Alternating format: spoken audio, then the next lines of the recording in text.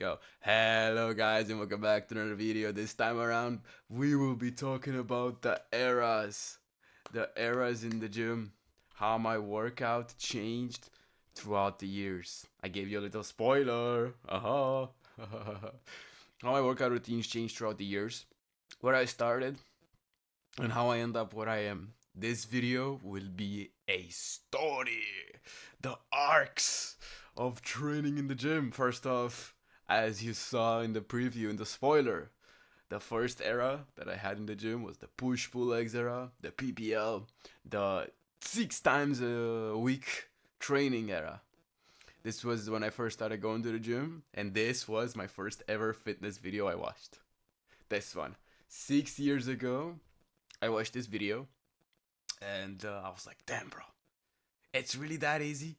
Based on science for teens, I am a teen. This is the best video ever. I remember watching this. I was like, this is the best thing ever. This has to be the best thing ever. And it wasn't. Spoiler alert. I trained with like this shit for like 2 months, maybe. Yeah, plus minus, plus minus. And then at the fourth month mark, or third or fourth, I remember I started and I went into the legendary era that every newbie goes through, the barbell supremacist era. I've heard this term from a guy called Revival Fitness, and he was describing the eras that a beginner goes through, and I resonate with him right now. I'm like, yeah, I went through this era.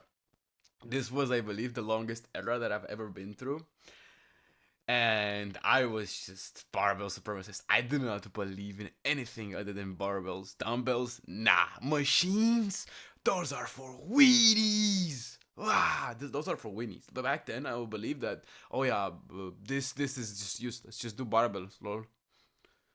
Maybe a little bit of dumbbells here and there, but mostly just barbells. Just barbells, nothing else. No machines. Machines are for weenies. That's what I used to believe. And here was the first ever book I read on fitness.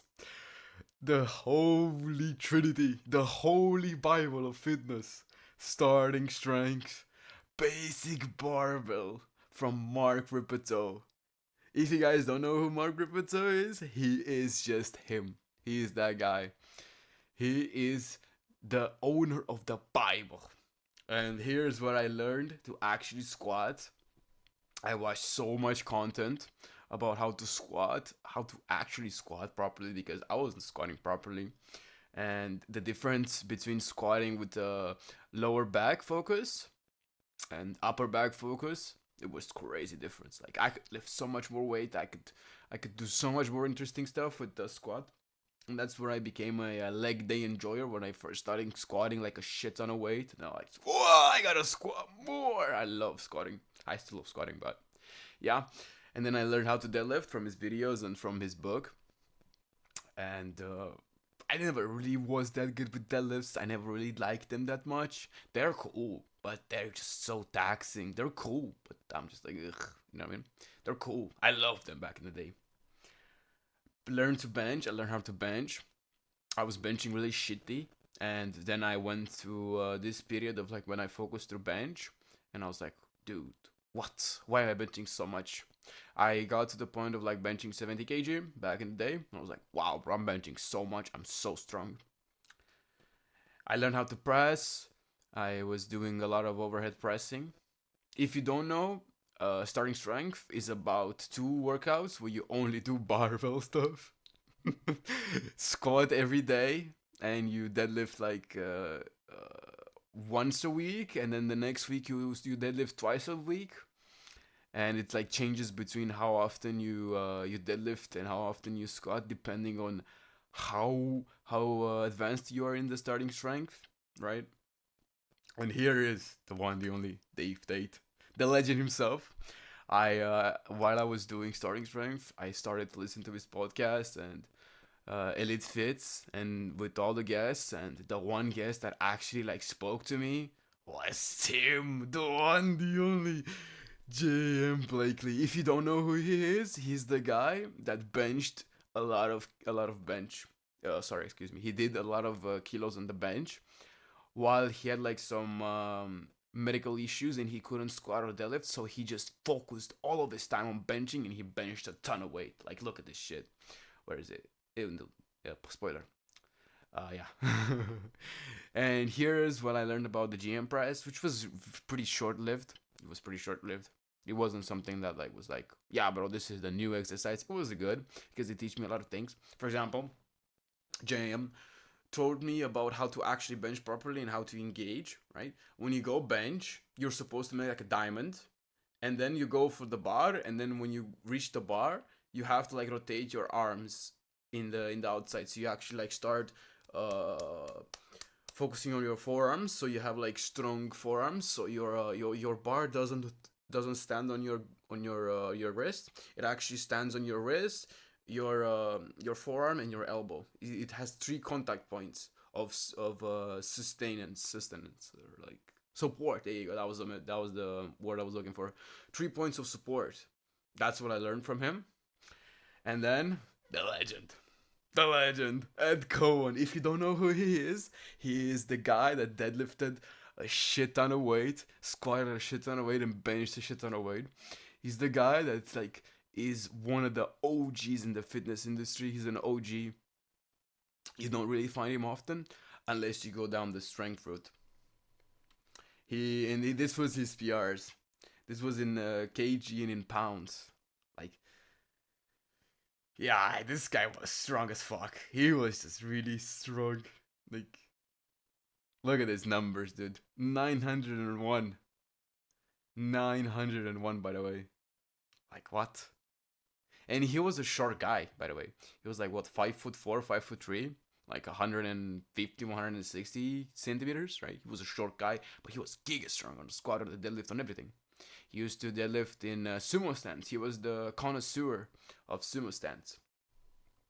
And then we have Start Efforting, the big beast, the man himself, the vertical diet enjoyer, the vertical diet creator. He invented a vertical diet, which is a diet that is made for strength athletes or for athletes in general that want as much performance as possible and want to train and want to feel as good as possible. And I bought his book, I read his book, and I was just like, wow, my life changed a lot from him because I learned about nutrition a lot, training not so much, but nutrition. He teach me so much shit about nutrition that I never thought it was like that deep. I never thought it was that deep. I was like, just protein, carbs, and fats, whatever. Moving on. But he teach me about micronutrient needs, and yeah, he was a big inspiration for me. And then we have powerlifting. It was very short lived. I'm gonna be honest with you. It was very, very short lived. It was like a few months, but I actually wanted to like push big numbers and wanted to like compete in powerlifting. It was like a small period. It wasn't something like big. It's not really a defining moment of like switching between splits like it's coming up right now, but it was something a bit different. And now the one, the only, the legendary power building era. This was an era. This was the arc where I started to like do a lot of cool stuff, like start training biceps and triceps and shoulders and all that stuff with the direct work. Up until this point, I would only hit biceps, triceps, chest, all this stuff, all these muscles through compounds. I would never do isolations because I never liked isolations because I was like, why even do isolations? Why even do machines? Just do barbells, lol. And yeah, and SoundCloud era began. The SoundCloud era began with Guts. I started listening to like Guts edit or like Guts songs with like Rock and 3 Days Grace and like Linkin Park, and I found out about the Trent Twins and I was inspired. I was hooked. I was hooked. Deadlift a lot of weight, squat a lot of weight, bench a lot of weight, do biceps, do triceps, power building era. Just like Bane back day, this was one of the most like just crazy videos I've ever watched. This video was really defining for me because it like just defined who I wanted to look like. I wanted to be big, jacked, and strong. I wanted to do all of everything, just do everything. Federal deadlift session. This was a really good video that I watched from them. Chest day. chest day, bench day, best day. This is the era where I started to like treat days as like chest day, back day, leg day. You know what I mean? Like just really focused on that, and I really love this era. Greg Plitt, Greg Plitt, Greg fucking Plitt. This guy just changed me. He he changed me. The way that I approached training, it was a big inspiration to me. The way he spoke about things and the way he taught and he said words. It was something different. He was different from everybody else. He teach me that I should train really hard and pursue whatever I wanted in my life. David Goggins, he was a bit inspirational to me. He wasn't so big, like stay hard. He was inspiring, but he wasn't like something that defined an era. But Greg Plitt, he defined an era. The Trent twins, they defined the era of the power building arc.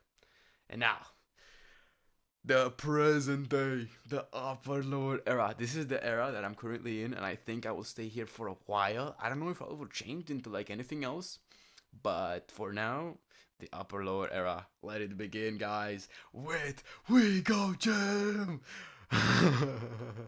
With Lex Little and looking aesthetic as fuck and just looking aesthetic. This is the era. This is the era of the aesthetic physique with David Lade, with Dorian Sarachi, with John Skywalker, with Jeff Side. This is the upper lower era. This is the era that I'm currently in. This is the era I will be currently in for a while. I don't know how long, but we will see if I change something.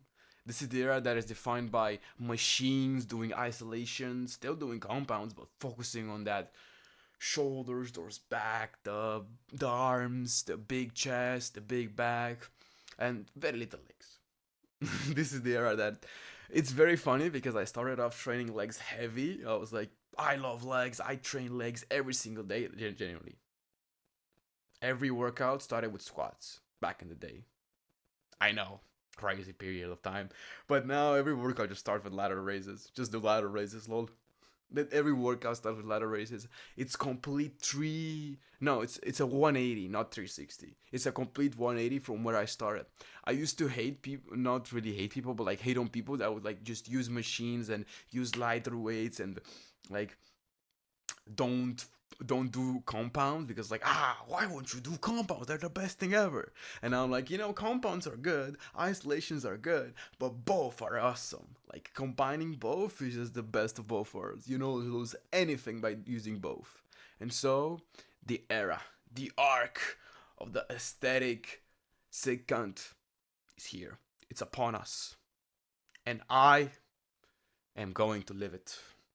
Thank you so much for watching the video, everybody. This was how I evolved throughout the years with the training programs. All these people that I've mentioned in this video have changed my life and made my life different. They changed my trajectory a lot, and they defined who I am today. All of these people, and the training has really changed a lot throughout the years. And I hope you loved this video like I did making it. It was such a blast to make this video. I loved every moment of it, like I do. Every video that I make, I really enjoy doing it. There's nothing better than doing these videos. But thank you so much for watching, everybody. Please like, subscribe, and I'll see you guys in the next video. And I hope you all have an absolutely fantastic, brilliant 10 out of 10 day. Love you, and I wish you best of luck. Bye-bye.